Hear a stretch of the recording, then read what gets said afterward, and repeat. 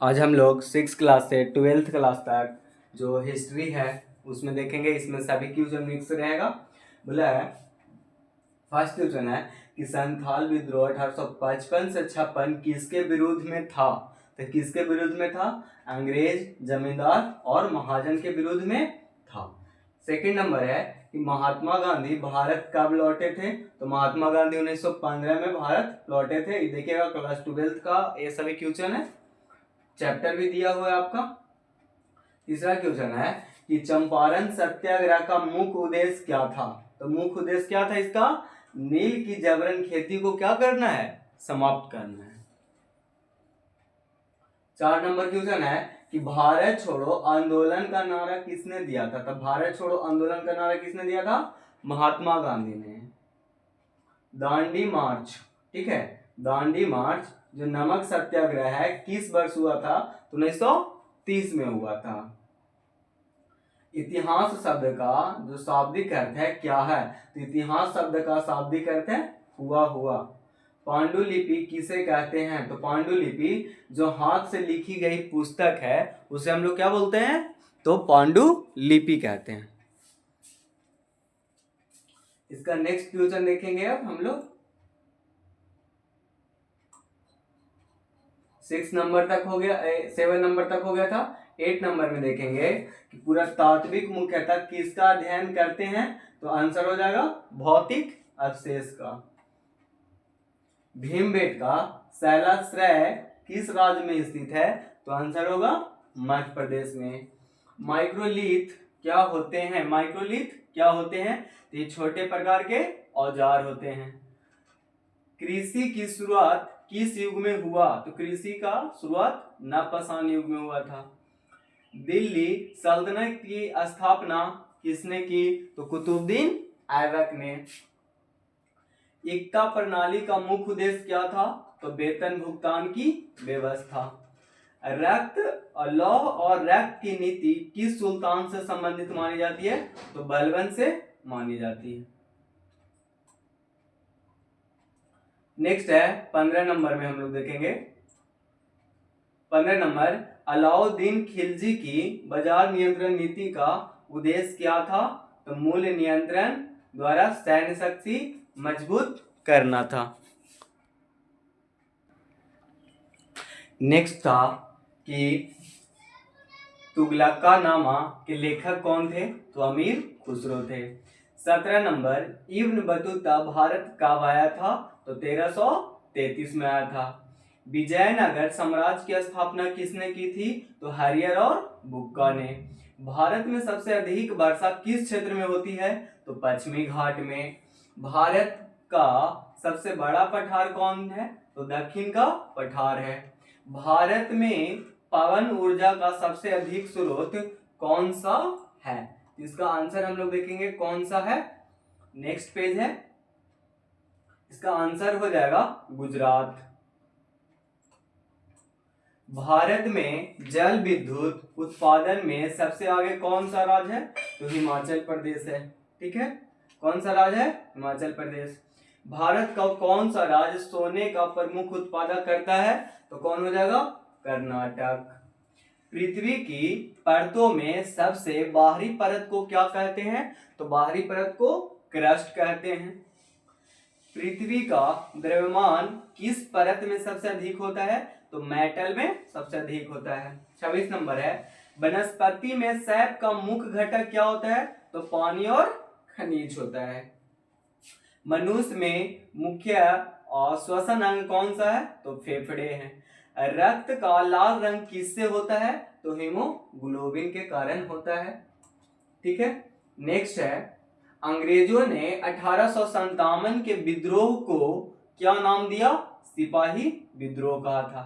हृदय में कुल कितनी धमनियां होती है? तो 4 धमनियां होती है। ठीक है, हीमोग्लोबिन का मुख्य कार्य क्या है? ऑक्सीजन का परिवहन करना। भारतीय संविधान सभा के अध्यक्ष कौन थे? तो डॉक्टर राजेंद्र प्रसाद। संविधान का मसौदा किस समिति ने तैयार किया था? तो मसौदा समिति ने। पूरा पाषाण काल के लोग किस पर निर्भर थे? तो शिकार व संग्रह पर निर्भर थे। संविधान लागू हुआ था कब? तो 26 जनवरी 1950 ईस्वी को। ठीक है, नेक्स्ट हम लोग देखेंगे नेक्स्ट क्वेश्चन 36 नंबर है कि प्रस्तावना में भारत को कैसा राज्य घोषित किया है? तो समाजवादी राज्य घोषित किया है। संविधान में सार्वभौमिक वयस्क मताधिकार का अर्थ क्या है? सभी वयस्क क्या हैं? नागरिक हैं। तरंग की आवृत्ति किसे कहते हैं? तो प्रति सेकेंड कंपन को कहते हैं। ध्वनि की गति किस पर निर्भर करती है? तो माध्यम पर निर्भर करती है। ठीक है, किस पर निर्भर करती है? तो माध्यम पर निर्भर करती है।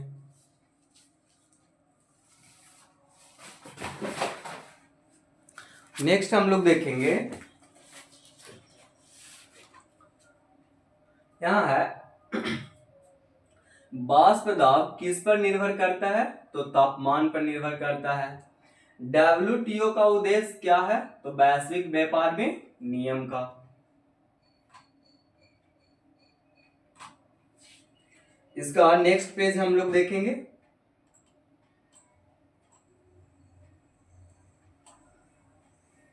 सेट 2 है, इतिहासकार आधुनिक काल शब्द के प्रयोग पर आपत्ति क्यों करते हैं? तो यह अतीत को पिछड़ा और वर्तमान को श्रेष्ठ मानता है।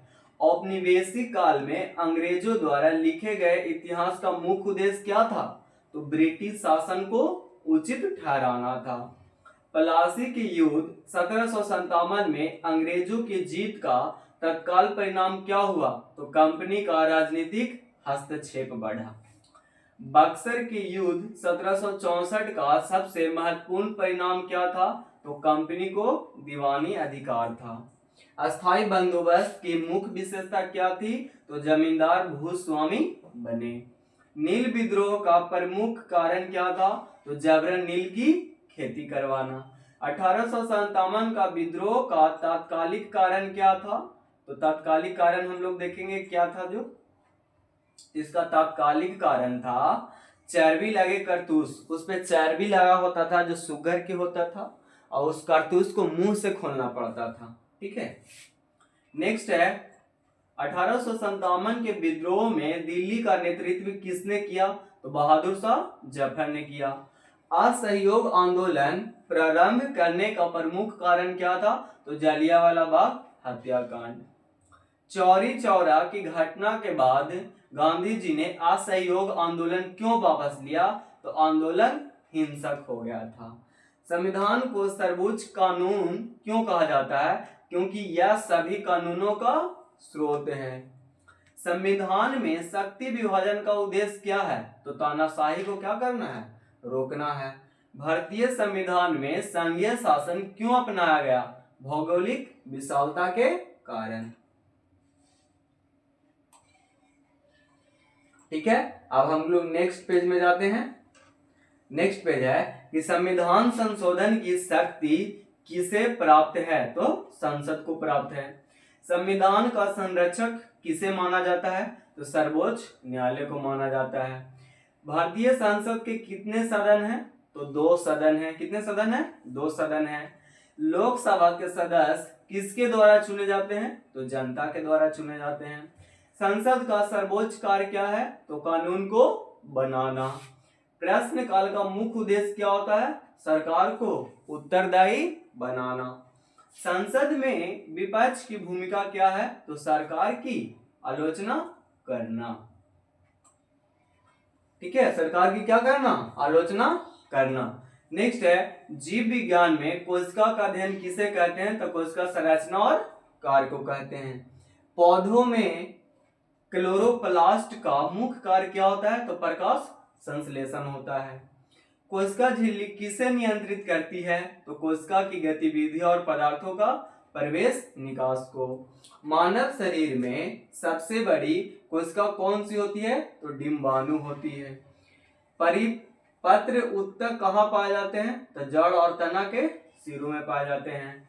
भारत में प्रमुख कृषि क्षेत्र कौन सी है? तो गेहूं क्षेत्र है, धान क्षेत्र है और कपास क्षेत्र है, तीनों हो जाएगा। मुख्य फसलें कौन सी है? मुख्य फसलें कौन सी है? तो धान, गेहूं, ज्वार, मक्का, ये सभी क्या है? मुख्य फसल है। ठीक है, अब हम लोग नेक्स्ट पेज में आते हैं। नेक्स्ट है कि विद्युत धारा का एसआई मात्रक क्या होता है, तो एम्पियर होता है। शक्ति का एसआई मात्रक क्या होता है, तो वाट होता है। कैलोरीक मीटर किसका प्रयोग का है, तो ऊष्मा मापन का। HCl किस प्रकार का अम्ल है, तो हाइड्रोक्लोरिक अम्ल है। प्रतिक्रिया ऊर्जा किस रूप में मापी जाती है, तो किलो जूल में मापी जाती है। प्रदूषण किसे कहते हैं, तो प्राकृतिक संतुलन में हानि को ही क्या कहते हैं, प्रदूषण कहते हैं। एक मोल बराबर कितना होता है, 6.022 इंटू 10⁻23 होता है। ठीक है, 10⁻ कितना होता है, 23 होता है। तो हम लोग नेक्स्ट पेज में देखते हैं कि अम्ल किसे कहते हैं, जो H+ आयन देता है, H+ डोनर। ठीक है, H+ आयन को देता है। क्षार किसे कहते हैं, तो H- डोनर करता है, जो OH- को व्यक्त करता है। भारत की सबसे लंबी नदी कौन सी है, तो गंगा है। भारत का सबसे ऊंचा पर्वत शिखर कौन सा है, तो कंचनजंगा है। भारत में कौन सा खनिज सबसे अधिक पाया जाता है, तो लौह अयस्क पाया जाता है। गंगा और ब्रह्मपुत्र का संगम कहाँ है, तो प्रयाग में है। ठीक है, तो थैंक यू एवरीवन, मिलते हैं नेक्स्ट वीडियो में। ऐसे ही आप लोग बने रहिए।